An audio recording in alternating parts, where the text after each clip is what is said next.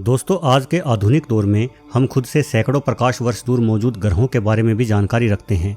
हमारे द्वारा अंतरिक्ष में स्थापित की गई टेलीस्कोपें इतनी ताकतवर हैं कि ये टेलीस्कोप न सिर्फ ग्रह को खोजती है, अपितु उस ग्रह पर मौजूद पानी या ग्रह के वातावरण के बारे में भी हमें बहुत अधिक जानकारी इन टेलीस्कोपों से मिल जाती है। किंतु भले ही विज्ञान के दौर ने ब्रह्मांड के विस्तार को समझने में हमारी सहायता की है, किंतु ये भी सच है कि जहाँ तक हमारे सौरमंडल में मौजूद ग्रहों की बात है, तो इन ग्रहों के बारे में हम हजारों वर्षों से ही जानकारी रखते हैं।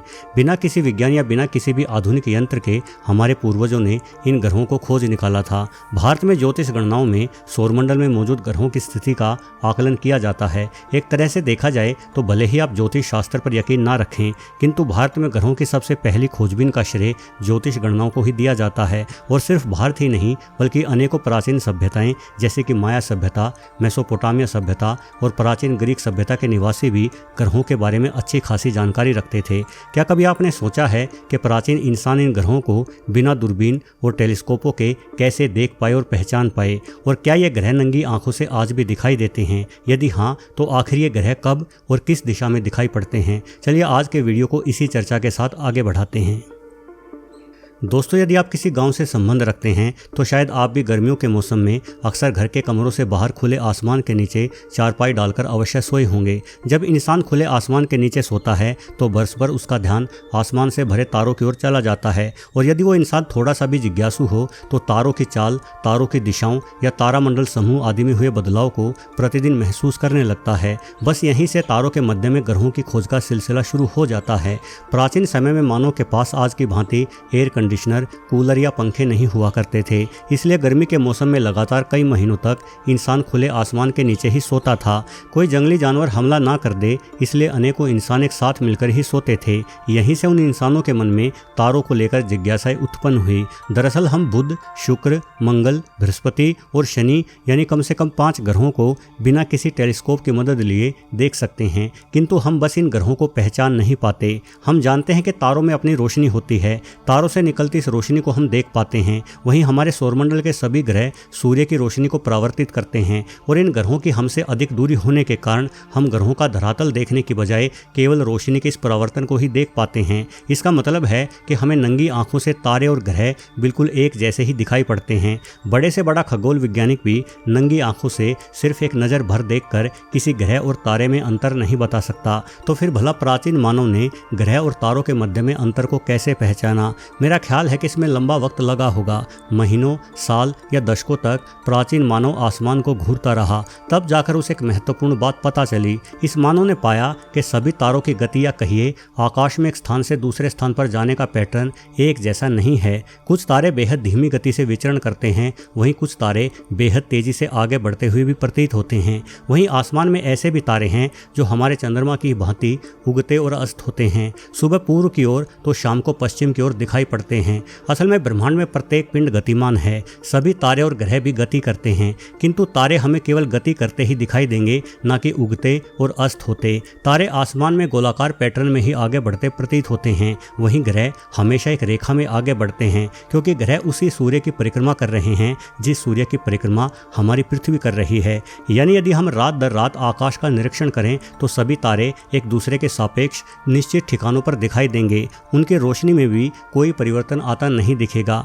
वहीं ग्रह प्रतिदिन, प्रति सप्ताह और प्रति महीने अपने उगने और अस्त होने का समय परिवर्तित करेंगे। साथ ही ग्रह हमें कभी अधिक चमकीले दिखेंगे तो कभी बिल्कुल ही गायब हो जाएंगे। इसका कारण स्पष्ट है, तारे हमसे बेहद अधिक दूरी पर है। ये अधिक दूरी हमें तारों की गति को समझने में अड़चन खड़ी करती है। उदाहरण के लिए, एक कार जिसे आप रोड पर चलते हुए देख रहे हैं, अगर 100 किलोमीटर प्रति घंटे की रफ्तार से भी चल रही है तो वो कार कुछ ही पलों में आपकी आंखों से ओझल हो जाएगी। वहीं ध्वनि से भी तेज गति लिए आगे बढ़ता एक हवाई जहाज हमें बेहद धीमा चलता महसूस होता है। हम नहीं समझ पाएंगे कि वास्तव में हवाई जहाज की गति बेहद तेज है। ग्रह हमारे नज़दीक हैं, इसलिए वो अधिक गतिमान लगते हैं। प्राचीन ग्रीक और लैटिन भाषा में प्लेनेट शब्द का ही अर्थ भटकता हुआ तारा होता है। यानी कुल मिलाकर ग्रहों की चाल को देखकर प्राचीन मानव ये समझ गया कि ये तारे जैसे दिखाई देने वाले पिंड वास्तव में कुछ अलग हैं। हालांकि बहुत अधिक संभावना है कि प्राचीन मानव ये नहीं समझा हो कि वास्तव में पिंड पृथ्वी की ही भांति ग्रह हैं, किंतु ये पिंड तारों से अलग हैं,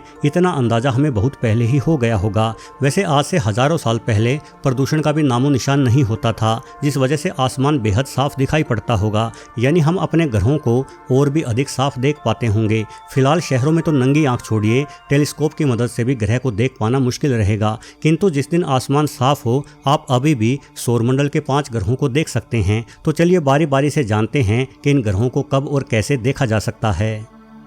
बुध ग्रह। दोस्तों बुध ग्रह नंगी आंखों से देखा जा सकता है, किंतु ये जरा मुश्किल कार्य है। बुध ग्रह पृथ्वी से 17 करोड़ किलोमीटर की दूरी पर है, किंतु ये ग्रह सूर्य से मात्र 6.25 करोड़ किलोमीटर की ही दूरी पर है, जिस वजह से सूर्य की तेज रोशनी इस ग्रह को लगभग गायब रखती है। कई बार तो बेहतरीन टेलीस्कोप की मदद से भी बुध ग्रह को देख पाना कठिन रहता है, किंतु यदि आप अक्टूबर और नवंबर के महीनों में सूर्य उदय के समय, वहीं मार्च और अप्रैल के महीनों में सूर्य अस्त के समय यदि ध्यान से सूर्य को देखें तो आपको सूर्य के समीप या सूर्य के ठीक ऊपर एक छोटा सा तारा नजर आएगा। ये तारा वास्तव में बुध ग्रह ही है, किंतु बुध ग्रह को देख पाना तभी संभव है जब या तो सूर्य बिल्कुल अस्त होने जा रहा हो या सूर्य उगना शुरू हुआ हो। एक बार सूर्य के पूर्ण रूप से उगने के बाद सूर्य का प्रकाश बुध ग्रह को गायब कर देगा। वहीं सूर्य के अस्त होने के पश्चात बुध ग्रह भी सूर्य के साथ ही अस्त हो जाता है।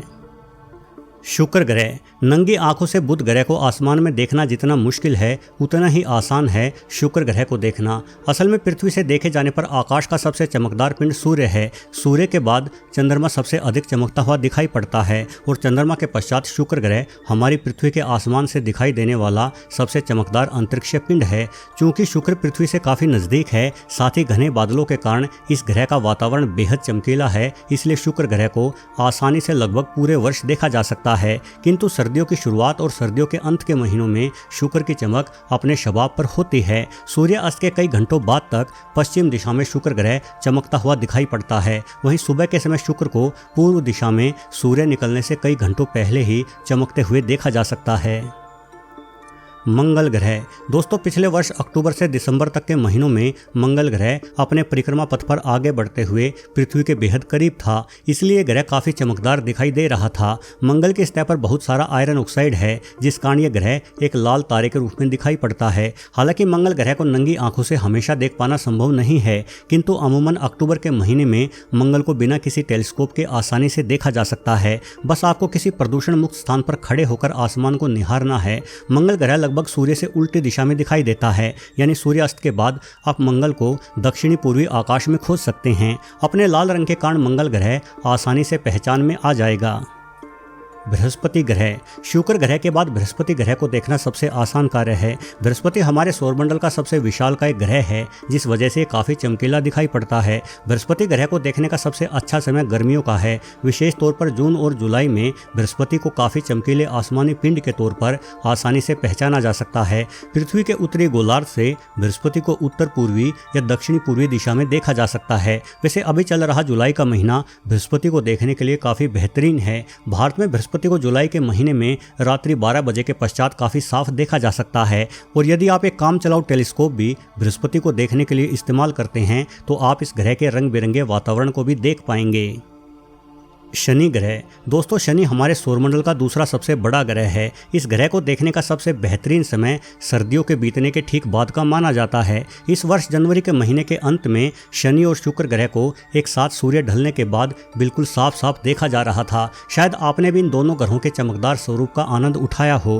हालांकि गर्मियों की शुरुआत होने पर शनि ग्रह को देख पाना जरा कठिन हो जाता है। वैसे शनि ग्रह की असल खूबसूरती यानी छल्लों को केवल टेलीस्कोप की मदद से ही देखा जा सकता है। तो दोस्तों ये थे हमारे सौरमंडल के वो 5 ग्रह जिन्हें बिना किसी टेलीस्कोप के निहारा जा सकता है। इसलिए इन ग्रहों को प्राचीन समय से ही इंसान पहचानने लगे थे। हालांकि कुछ ऐसे भी सबूत मिले हैं जिनके अनुसार कुछ प्राचीन सभ्यताएं यूरेनस और नेपच्यून, यहाँ तक कि प्लूटो जिसे अब ग्रह नहीं माना जाता, के बारे में भी जानकारी रखती थी। अब इन सभ्यताओं ने किस तरीके से हमारे सौरमंडल की इतनी बारीकियों को समझा वो जान पाना शायद आज हमारे लिए संभव नहीं है। वीडियो देखने के लिए आपका बहुत बहुत धन्यवाद।